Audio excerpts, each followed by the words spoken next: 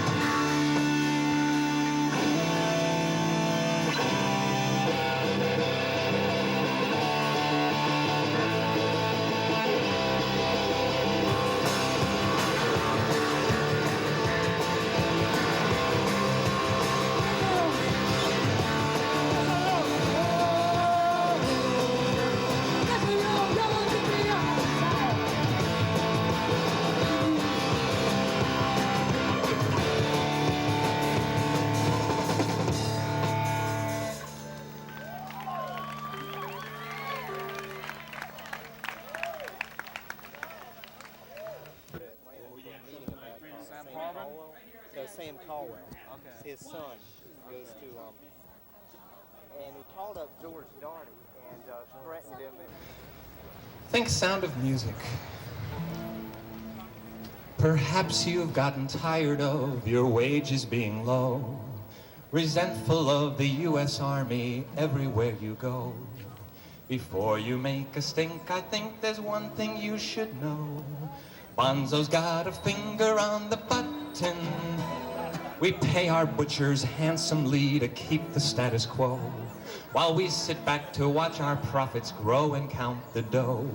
Do not, I repeat, do not attempt to overthrow.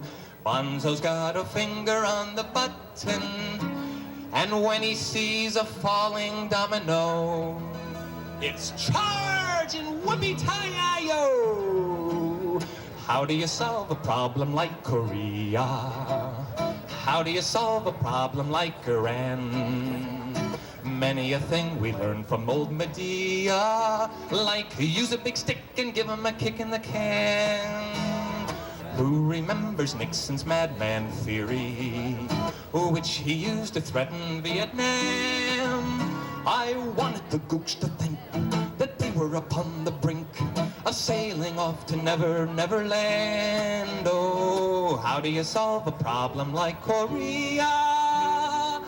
Mention the bomb and they will understand. Back in 1962, when the Bay of Pigs was through, Mr. Khrushchev placed some missiles off our shore. And a dashing JFK boasted he'd go all the way, but he hoped that there was no one keeping score. In a crazy world like this, when we skirt the precipice, all our leaders reminisce about the past. And with every stupid blunder, one can only stop and wonder how much longer, how in thunder we can last. How do you solve a problem like Korea? How do you solve a problem like Iran? Many a thing we learned from old Medea, like use a big stick and give him a kick in the can. Who remembers Nixon's madman theory, which he used to threaten Vietnam? I wanted the gooks to think that they were upon the brink of sailing off to Never, Never Land. How do you solve a problem like Korea? Mention the bomb and they will understand. Thank you, I really enjoyed coming up.